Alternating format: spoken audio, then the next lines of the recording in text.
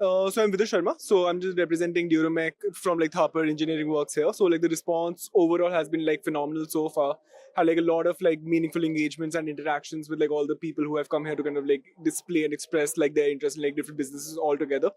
So yep, great to be here. So we are just here like kind of like sharing our brief about like those services that we do.